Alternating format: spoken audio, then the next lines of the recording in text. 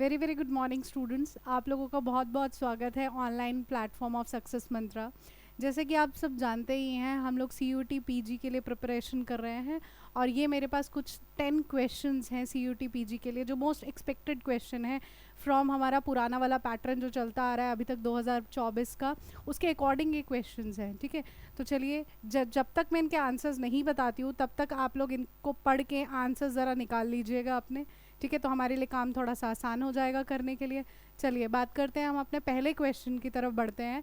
और पहला क्वेश्चन कुछ ऐसा है जो इंटरनेट टॉपिक से है और 2024 के जो CUT के पेपर्स हुए हैं उनमें इंटरनेट टॉपिक के क्वेश्चंस हैं। ठीक है, तो इस तरीके के क्वेश्चन आने के चांसेस बहुत ज़्यादा है। तो चलिए पहला क्वेश्चन देख लेते हैं। पहला क्वेश्चन है, which of the following fields of an email hides the identity of the recipients. ठीक है, इस क्वेश्चन का आंसर देने से पहले मैं आपको तीन चीज़ें बता देती हूँ। जब भी आप ईमेल ओपन करते हैं, आपको कंपोज करनी है मेल, तो आपके पास तीन चीज़ें आती हैं। तीन चीज़ें आप देखते हैं, पहला है टू,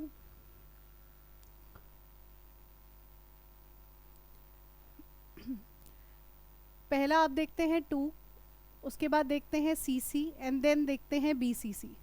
सबसे पहला क्वेश्चन जो इन ऑप्शन से बनते हैं वो है इनकी full form. CC stands for, BCC stands for, इस तरीके के क्वेश्चंस भी इस पोर्शन से बनते हैं। ठीक है, तो particularly not only this question will cover more questions from this topic as well. इस पॉइंट से आने वाले सभी question will cover from this. ठीक है, तो यहाँ पर क्वेश्चन बन जाता है CC का फुल फॉर्म एंड BCC का full form. And CC stands for carbon copy and BCC stands for blind carbon copy.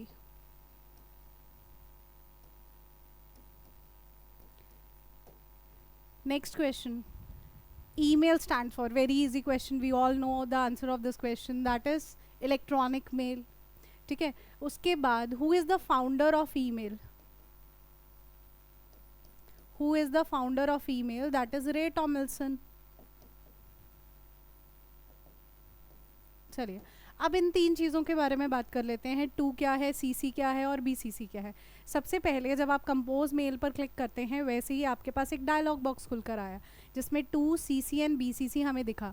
2 में हम उन लोगों की मेल IDs लिखते हैं जिन लोगों को हमें डायरेक्ट मेल भेजनी है। फॉर एन एग्जाम्पल आप मान के चलो कि मैं किसी कंपनी में काम कर रही हूँ और मैं उस कंपनी की टीम लीडर हूँ। ठीक है, और मेरी टीम के अंडर 10 लोग काम करते हैं। ठीक है, अब मेरे ऊपर भी कोई हेड होगा, उन्होंने मुझे कहा होगा भाई आप अपने टीम मेंबर्स को ये मेल भेज दो।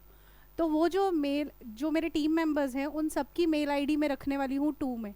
ठीक है, और जिसने मुझे कहा था, मतलब जो मेरे से हायर पोजीशन पे थे, उनको मैं रखने वाली हूँ CC पर, ताकि उन्हें पता हो जो काम उन्होंने मुझे दिया था कि भाई इन लोगों को मेल्स भेजना, क्या मैंने भेजी या नहीं भेजी, तो उनकी मेल आईडी CC में रखी जाएगी। और जो हेड ऑफ द कंपनी था, means director of that company, उसकी मेल रखी जाएगी BCC में। यानी जब आप किसी को हाइड करके मेल भेजते हो तो उसकी मेल आईडी आप BCC में रखते हो। ठीक है, सिंपल सी ये बात है कि 2 वाला पर्सन कैन सी CC वाले पर्सन। 2 में जिनकी भी मेल आईडी लिखी हुई है वो सब ये देख सकते हैं CC में किसकी मेल आईडी लिखी हुई है, और CC वाला बंदा वो देख सकता है कि 2 में किस किस की मेल आईडी लिखी हुई है। ठीक है, लेकिन BCC 2 एंड CC दोनों को देख सकता है, but 2 and CC can not see BCC।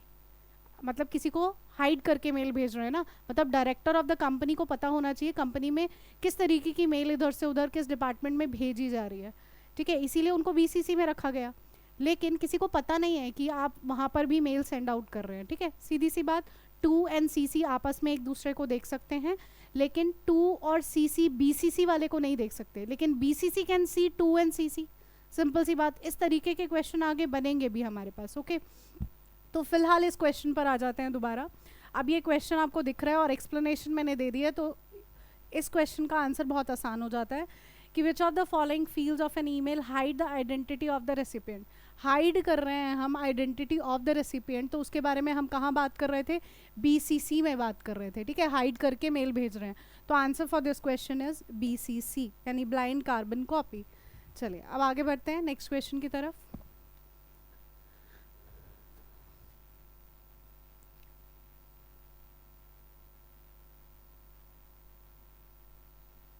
चलिए नेक्स्ट क्वेश्चन देखिए और जल्दी से आंसर बताइए मुझे।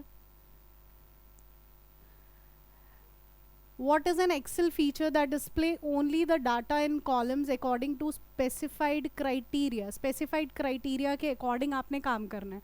तो यहाँ पे कुछ options दे रखे हैं जैसे filtering, sorting, formula and pivot.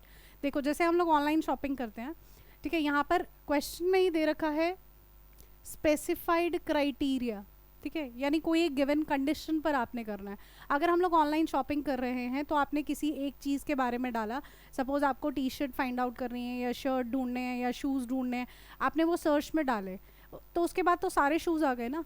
अब आपने उसमें एक स्पेसिफाइड क्राइटेरिया लगाया कि आपको पर्टिकुलर ब्रांड के शूज़ देखने हैं या आपको उसकी रेंज यहाँ से यहाँ तक ही चाहिए, कि आपको 5000 तक की रेंज में चाहिए, उससे अपर वाले नहीं चाहिए, उससे कम वाले नहीं चाहिए, ठीक है, कि सिर्फ 2000 से 5000 के बीच में आ जाए. This is your specified criteria.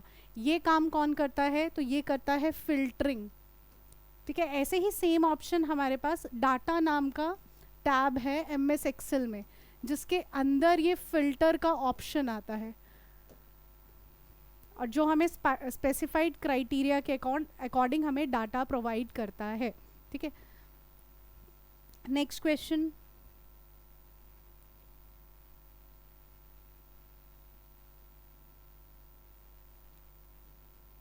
Next question is a CPU processing power is measured in. CPU की प्रोसेसिंग पावर हम किस यूनिट में मेजर करते हैं? तो unit is MIPS, million instructions पर सेकेंड. अब सेकेंड क्वेश्चन मैं आप लोगों से पूछना चाहूँगी यहाँ पे वन मोर क्वेश्चन, कि जैसे आप लोगों ने, आई होप आप लोगों ने ऑनलाइन बैच लिया था CUET PG का, तो एक सिंगल कॉन्सेप्ट पर हम लोगों ने पूरा सेकेंडरी मेमोरी एंड मेमोरी का कॉन्सेप्ट कवर अप किया था. उसी सेम कॉन्सेप्ट को आप ज़रा याद करेंगे और मेरे क्वेश्चन का आंसर देंगे. तो मेरा क्वेश्चन ये है कि रैम ज़्यादा फास्ट है, रैम में या सेकेंडरी मेमोरी में अगर कोई फाइल्स पड़ी हैं, ठीक है, तो उनका एग्जीक्यूशन ज़्यादा फास्ट होने वाला है या CPU ज़्यादा एग्जीक्यूशन फास्ट देने वाला है? अगर आप किसी भी फाइल को सेव कर रहे हैं या सेव होकर रैम से फाइल CPU तक पहुंच रही है, इस सारे प्रोसेस में रैम और सेकेंडरी मेमोरी का कुछ तो हाथ होगा ना. तो यानी वो थोड़ा सा प्रोसेसिंग स्पीड आपको फास्ट दे रहे हैं, यानी वो थोड़ा सा काम फास्ट करते हैं, या CPU जो भी प्रोसेस कर रहा है किसी भी फाइल को, CPU का प्रोसेस करना मतलब CPU ने फाइल ओपन करनी है, क्लोज करना है, कुछ भी काम करना है, CPU विल डू. तो CPU का एग्जीक्यूशन फास्ट है या रैम फास्ट है या सेकेंडरी मेमोरी फास्ट है? दिस इज़ माई क्वेश्चन, ठीक है. तो ज़रा आप इसका आंसर सोचेंगे क्या हो सकता है, कौन फास्ट है? तो भाई दिस इज़ योर CPU, और इस एक सिंगल कॉन्सेप्ट पर अगर हमें ये कॉन्सेप्ट समझ में आ जाता है ना, तो पूरा का पूरा मेमोरी टॉपिक, चाहे वो प्राइमरी मेमोरी हो, चाहे सेकेंडरी मेमोरी हो एंड CPU हो, हमें ऑल क्लियर हो जाती हैं ये चीज़ें, बातें, ठीक है. दिस इज़ योर CPU यानी processor, and this is your RAM यानी primary memory, and this is hard disk यानी सेकेंडरी मेमोरी. अब we all know we need CPU.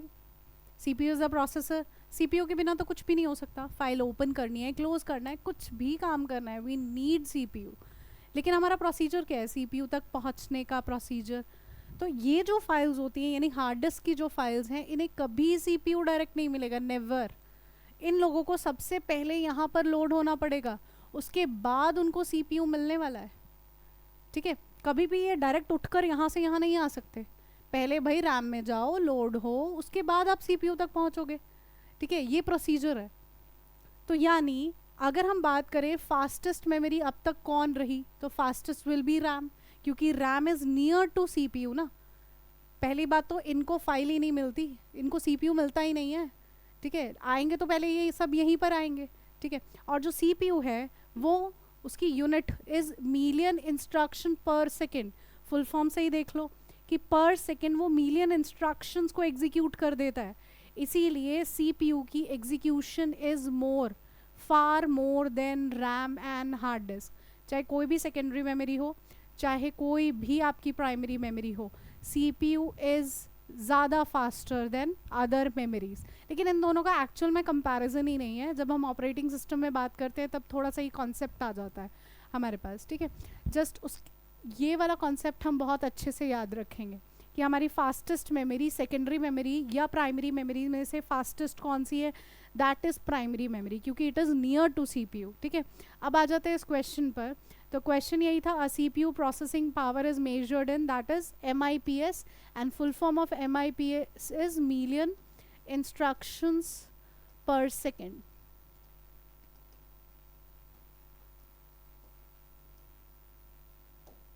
Okay, next question.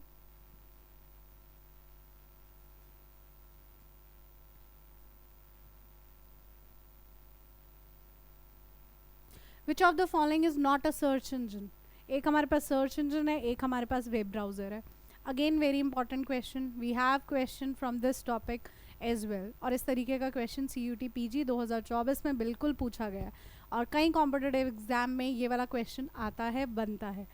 तो हमें सर्च इंजन और वेब ब्राउज़र दोनों में difference पता होना चाहिए, कौन कौन सर्च इंजन है, कौन कौन वेब ब्राउज़र है.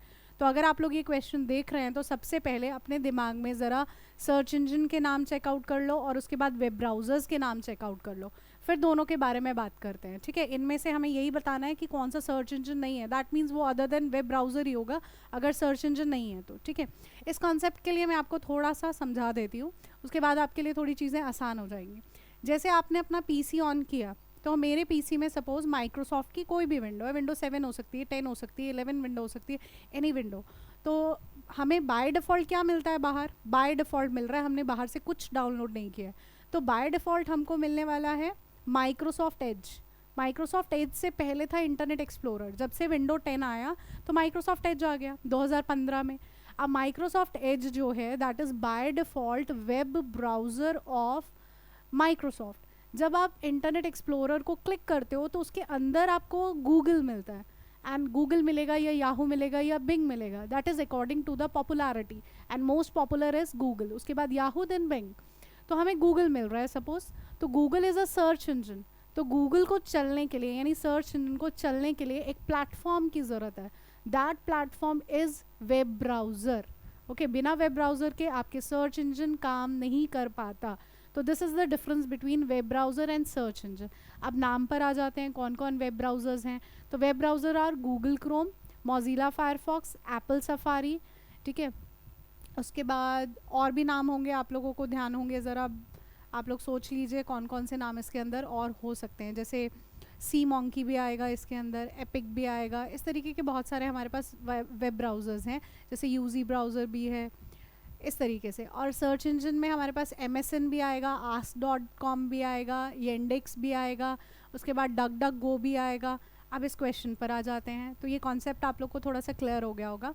चलिए, तो विच of the following is not a search engine? तो इनमें से सर्च इंजन कौन सा नहीं है?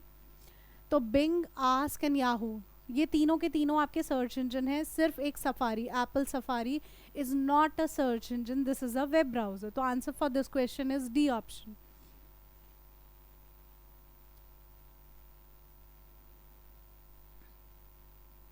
Next question.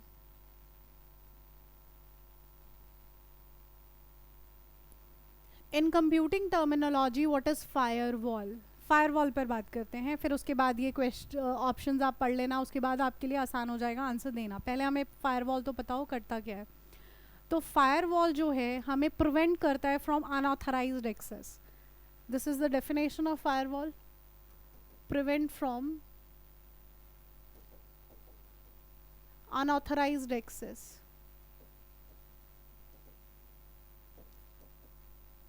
This is question from cyber security. This is also a very important topic for previous years CUT PG. Question बिल्कुल इस topic से बने हुए हैं. This is one of the most important question जो competitive exams में पूछा जाता है, firewall. ठीक है, कई बार ये भी question बन जाता है firewall का काम जो यहाँ पे लिखा हुआ है, that is it prevent from unauthorized access. अब who are unauthorized peoples? जिन लोगों को आपने आईडी एंड पासवर्ड नहीं बता रखा है. फॉर एन एग्जाम्पल आप लोग देखते होंगे कि जैसे मैंने सपोज मेरी मेल आईडी मेरे फ़ोन में ओपन कर रखी है और बाय चांस मैंने किसी और पीसी में भी अपनी मेल आईडी ओपन कर दी. अब ऐसा है कि थी तो मैं ही, लेकिन मेरे फ़ोन को तो नहीं पता या फायरवॉल को तो नहीं पता ना कि भाई ऐसा ऐसा मैं ही अपनी मेल आईडी किसी और पीसी में भी ओपन कर रही हूँ. ठीक है, तो मेरे जो ऑथराइज नंबर है उस पर एक मैसेज आता है कि भाई आपकी मेल आईडी इस टाइम पर कहीं पर लॉगिन की गई है. कई बार वो लोकेशन भी दे देते हैं, भाई यहाँ पर ओपन की गई है, अगर आप ही हो तो इट्स फाइन, नहीं तो रिपोर्ट करो, सीधी सी ये बात. ठीक है, तो यानी उसको ऐसा लग रहा है, फायरवॉल को ऐसा लग रहा है कि कोई अनऑथराइज पर्सन यानी थर्ड पार्टी, यानी जिसको अपने अपना लॉगिन आईडी एंड पासवर्ड नहीं बता रखा, they are trying to access your mail ID. Okay ये फायरवॉल का काम है जो हमें अनऑथराइज एक्सेस से बचाता है। अब ज़रा हम ऑप्शंस पढ़ लेते हैं, उसके बाद इस क्वेश्चन का आंसर भी हमें इजीली मिल जाएगा। तो it is an antivirus protection, बिल्कुल नहीं है, एंटीवायरस नहीं है ये, बिल्कुल किसी वायरस से नहीं बचा रहा है हमें, सिर्फ अनऑथराइज एक्सेस से बचा रहा है, तो this is not the option. उसके बाद it is the system of restricting user access to the computer by using a credential manager of a operating system, wrong. Next option देखिए, it is a network security system to monitor and control incoming and outgoing network traffic based on security rules. शायद मैंने यहाँ जो language लिखी थी उससे कुछ different language में यहाँ पे पूछा गया, लेकिन हम इस बात को समझ सकते हैं कि अनऑथराइज एक्सेस से हमें बचा रहा है, तो वो ये ज़रूर चेकआउट कर रहा होगा कि कौन इनकमिंग है और कौन बाहर जा रहा है, तभी उसे पता चल रहा है ना कि वो ऑथराइज्ड है या ऑथराइज नहीं है, सिंपल, ठीक है, क्योंकि वो मॉनिटर कर रहा है कि इनकमिंग कौन है और आउटगोइंग कौन है, तभी उसे पता चल रहा है which persons are authorized and which are not authorized. तो answer for this question is C option. इसीलिए it's very important for you all कि आप लोग कॉन्सेप्ट क्लियरेंस रखेंगे कंप्यूटर में, ठीक है, तो आप लोगों के लिए चीज़ें आसान हो जाएंगी, चाहे थ्योरी सब्जेक्ट है, but you can not do रट्टाफिकेशन, it's important to clear your concepts. चलिए नेक्स्ट क्वेश्चन,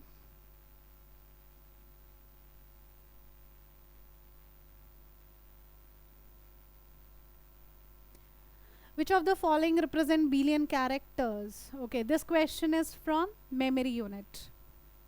तो मेमोरी यूनिट में मैंने आप लोगों को दो पार्ट्स में ये करवाए होंगे, 3 इक्विवेलेंस करवाए थे वैसे, बेसिक मेमोरी यूनिट्स, उसके बाद मैंने आप लोगों को हायर मेमोरी यूनिट्स करवाया था जिसमें 1 KB is equal to 1024 bytes, इस तरीके से पूरा। तो यूनिट्स हमारे पास कुछ इस तरीके से हैं,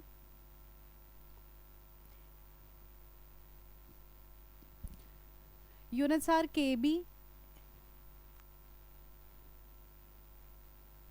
यूनिट्स होती हैं KB, MB, GB, TB, PB, EB, ZB and YB। Okay, तो हम लोग अभी फ़िलहाल जब मिलियंस की बात करते हैं या बिलियंस की बात करते हैं तो दो तरीके की इक्विवेलेंस यहाँ पर हम पढ़ते हैं, एक तो होता है 1024 के बराबर, और एक हम हज़ार, million, billion, trillion and quadrillion के बारे में बात कर रहे होते हैं, ठीक है। तो 1024 वाले से तो क्वेश्चन नहीं है, बिलियन कैरेक्टर्स पूछा है, तो इसीलिए हम दूसरी वाली इक्विवेलेंस लिखने वाले हैं, वो मैं यहाँ राइट डाउन कर रही हूँ कि 1 KB is equal to 1000 bytes, या हम कैरेक्टर्स कह सकते हैं। 1 MB is equal to 1 million bytes, 1 GB equal to 1 billion bytes, तो हमारा क्वेश्चन का आंसर कवर हो जाता है। वैसे 1 KB is equal to 1024 bytes, 1 MB is equal to 1024 KB and 1 GB is equal to 1024 MB। Okay, लेकिन हमसे billion characters पूछा गया है, तो आंसर इज GB, और TB is 1 trillion bytes and PB is 1 quadrillion, ठीक है। तो answer for this question is 1 GB, gigabytes. चलिए नेक्स्ट क्वेश्चन पे चलते हैं। Next question, which of the following is an impact printer? Question is from input and output devices. Printer से question है, very important question बनता है, क्योंकि printers को हम दो पार्ट्स में डिवाइड करते हैं, one is impact and other one is non impact. अब इम्पैक्ट प्रिंटर्स वो होते हैं जो work like typewriter, doesn't mean they are typewriters, ठीक है, लेकिन वो काम ज़रूर करते हैं टाइपराइटर की तरह। अब टाइपराइटर काम कैसे करते हैं, तो ये आंसर मत बोलना भाई, अगर मैं पूछती हूँ ना टाइपराइटर कैसे काम करता है, मुझे बड़ी जल्दी वहाँ से आंसर मिलता है, मैम टक टक करके काम करता है। नो, टक टक वाला नहीं देखना है हम लोगों ने, एग्जैक्ट वर्किंग पे बात करनी है। तो एग्जैक्ट वर्किंग इज लाइक आप कोई भी की प्रेस कर रहे हो, जाकर वो हैमर की तरह बज रही है, रिबन पर लगी होती है इंक, जो जाके स्ट्राइक करता है पेपर पर, जिससे 1 character at a time print हो जाता है, और इसकी printing quality is not at all अच्छी, and this is very very noisy type of computers ना। तो these are impact printers, but the computers that we use now, यानी modern printers are non impact printers. Okay, तो चलिए option पर आ जाते हैं। तो जो इम्पैक्ट प्रिंटर हैं, जो इम्पैक्ट प्रिंटर्स हैं, इनके अंदर जो प्रिंटर्स आते हैं दे आर डॉट मैट्रिक्स। जो डॉट मैट्रिक्स प्रिंटर है उसका इस्तेमाल आप करते हैं जो ऑफलाइन वाली टिकट्स होती है ना, रेलवे स्टेशन वाली ऑफलाइन वाली टिकट्स होती है, उन टिकट्स को कभी देखना ज़रा ध्यान से, उनमें ना डॉट डॉट डॉट इस तरीके से डॉट डॉट डॉट को मिलाकर अल्फ़ाबेट लिखे होते हैं, ठीक है, तो वो प्रिंटर डॉट मैट्रिक्स होते हैं। और डेजी व्हील प्रिंटर, इन दोनों को हम कैरेक्टर प्रिंटर भी कहते हैं। We have so many question from this topic actually, but फिलहाल जो क्वेश्चन है उस पर बात हम लोग कर लेंगे। इसके बाद next is drum printer and chain printer, और इन दोनों को हम कहते हैं लाइन प्रिंटर्स।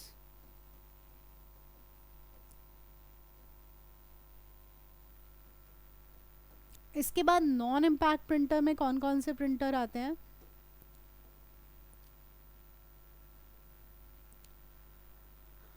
तो नॉन इम्पैक्ट प्रिंटर्स में मॉडर्न प्रिंटर्स हैं। तो नॉन इम्पैक्ट प्रिंटर्स में आते हैं laser printer. Laser printer you all have seen, जिससे हम black and white print out निकालते हैं। कैनन के आप लोगों ने वाइट कलर के, ब्लैक कलर के, ग्रे कलर के डेफिनेटली देखे होंगे। उसके बाद इज इंकजेट प्रिंटर। इसके बाद third one is thermal printer. Okay, तो ये सब होते हैं नॉन इम्पैक्ट प्रिंटर। तो वेरी इंपॉर्टेंट क्वेश्चन जो यहाँ पे भी पूछा गया है, इनमें से कौन सा इम्पैक्ट प्रिंटर है, तो easily we can answer this question. तो laser printer is non impact printer, daisy wheel is impact printer, तो डेजी व्हील इम्पैक्ट प्रिंटर है, inkjet printer non impact printer है, बाकी ऑल ऑफ दीज दे रखा है। तो इस क्वेश्चन का आंसर हो जाता है डेजी व्हील। चलिए नेक्स्ट क्वेश्चन पे चलते हैं।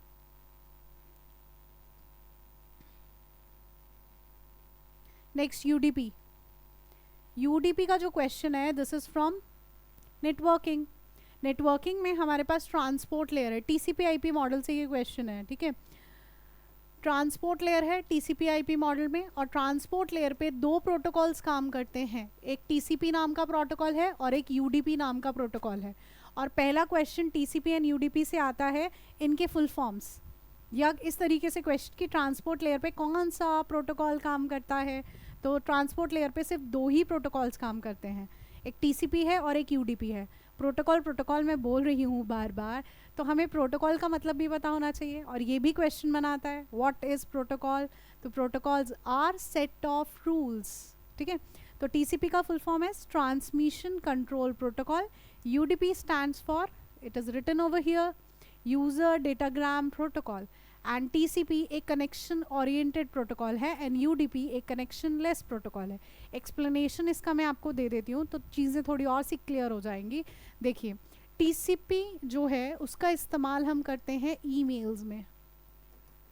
अब जब आप किसी को मेल भेजते हैं तो एक मैसेज आता है, mail send, mail not send, है ना, दिस इज़ एक्नॉलेजमेंट। तो टीसीपी नाम के प्रोटोकॉल में एक्नॉलेजमेंट भेजी जाती है, ओके। उसके बाद यूडीपी का इस्तेमाल होता है वीडियो कॉल्स में। एक और एक्सप्लेनेशन दे देती हूँ आपको, जब हम ईमेल्स की बात कर रहे हैं, जैसे सपोज मैं ऑफलाइन हूँ, अगर मैं ऑफलाइन हूँ तो 6 महीने तक मैं ऑफलाइन ही रही, मैंने अपना मेल आईडी चलाया ही नहीं। लेकिन जैसे ही मैं आई किसी एक दिन ऑनलाइन, तो जितनी भी मेल्स मुझे आई थी सबकी सब मैं रिसीव कर लूँगी उस पर्टिकुलर डे पर, बीइंग ऑफलाइन। जब तक मैं ऑफलाइन थी तो मेरी मेल आईडी पर मेल्स आती रही, लेकिन जिस दिन मैं ऑनलाइन आ जाऊंगी पिछली सारी मेल्स मुझे दिखने लग जाएंगी। लेकिन ऐसा कुछ वीडियो कॉल्स पे तो नहीं होता। अगर मैं ऑफलाइन हूँ तो वीडियो कॉल किसी ने कनेक्ट की होगी, लेकिन बीइंग ऑफलाइन मैं उसको रिसीव नहीं कर पाई, तो वो ख़त्म हो गई वीडियो कॉल। ऐसा तो है नहीं कि वो रिकॉर्ड होती चली गई।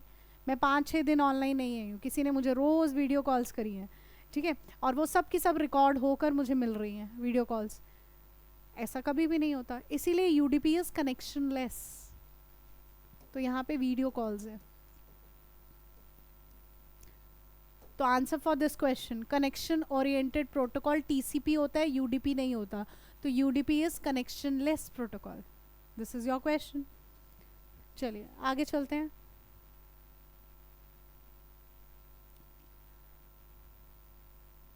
Question from memory unit.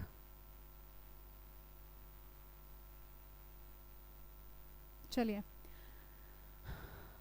Matchup करना है आपको, ठीक है। तो हमारे पास यूनिट्स कैसे होती हैं, KB, MB, GB, TB, PB, ठीक है। तो के बी 2 कितने के बराबर, M B G B T B 2 कितने के बराबर। चलिए बात करें, तो हमारे पास यूनिट्स कुछ ऐसे हैं, के बी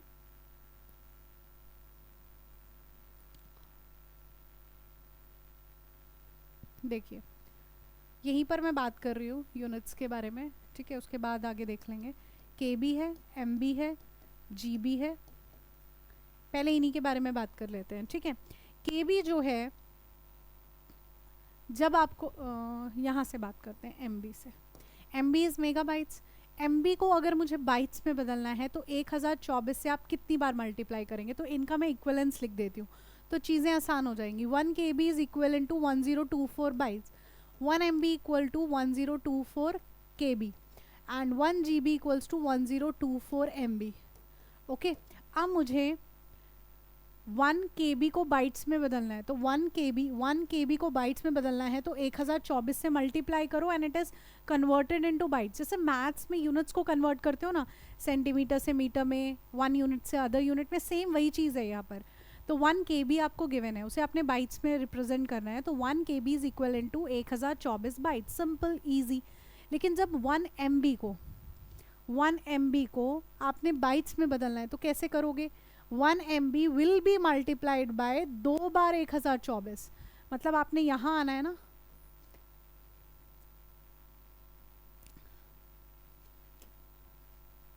देखिए आपको आना कहाँ है, यहाँ पर आना है, और आप खड़े कहाँ हैं, यहाँ पर खड़े हैं, तो उसके लिए आपको 1024 से 2 बार मल्टीप्लाई करोगे तो वो बाइट्स में बदलेगा। 1 MB इक्वल्स टू 1024 इंटू 1024, तो वो बाइट्स में बदल जाएगा, ठीक है। तो 1 MB इक्वल टू 1024 इंटू 1024, तो वो बाइट्स में बदल गया। 1024 इज इक्वल इंटू 2^10, तो लिख लो 2^10 इंटू 2^10। जब बेस सेम होते हैं तो पावर ऐड हो जाती है, यानी 2^20 बाइट्स, ठीक है। तो 1 MB इक्वल इंटू 2^20 बाइट्स के बराबर हो जाता है। तो ऐसे ही आगे चल लो, ये फर्स्ट बार हम लोगों ने फाइंड आउट किया है तो मुझे कैलकुलेट करना पड़ा है, लेकिन अगली बार के लिए मुझे ये याद हो जाएगा, ठीक है, कि KB MB सेकेंड यूनिट, तो वो 2^20 बाइट्स के बराबर होगी।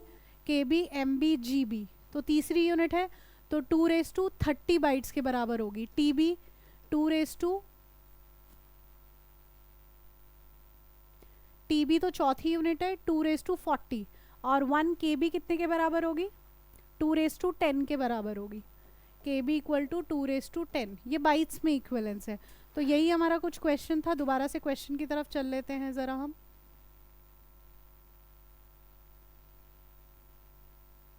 दिस इज़ योर क्वेश्चन, थोड़ा सा मैं बोर्ड क्लियर कर देती हूँ, आपको आराम से दिखेगा। एक्सप्लेनेशन तो मैंने आपको समझा ही दिया है। तो 1 MB के लिए पूछा गया है, तो 1 MB कितने के बराबर होता है, फटाफट से अब बता देंगे, क्योंकि अब हमें ऑलमोस्ट पता लग ही गया है कि 1 MB कितने के बराबर है। 1 MB GB TB और PB पूछा गया है ना, तो यूनिट्स देख लो, KB MB GB TB and PB। तो इस तरीके से मुझे 2^2 पता चल जाएगा, ठीक है। तो यहाँ पे सबसे पहले MB पूछा गया है, सेकेंड यूनिट है, तो यानी 1 MB equal to 2^20 bytes. KB MB GB is third unit, तो 2^30 bytes. TB 2^40 bytes and PB equal to 2^50 bytes, simple. Okay, तो ये सारे के सारे क्वेश्चंस, इनका थ्योरी पोर्शन सारा का सारा आपको मिल जाएगा रिकॉर्डेड, और वो भी ऐप पर, ठीक है। तो आई होप आप लोग को ये क्वेश्चन की सीरीज़ बहुत अच्छी लगी होगी और आप लोग आसानी से इन क्वेश्चंस का आंसर्स कर पाए होंगे और आपको बहुत अच्छे से समझ भी आया होगा। तो आज के लिए बहुत बहुत धन्यवाद।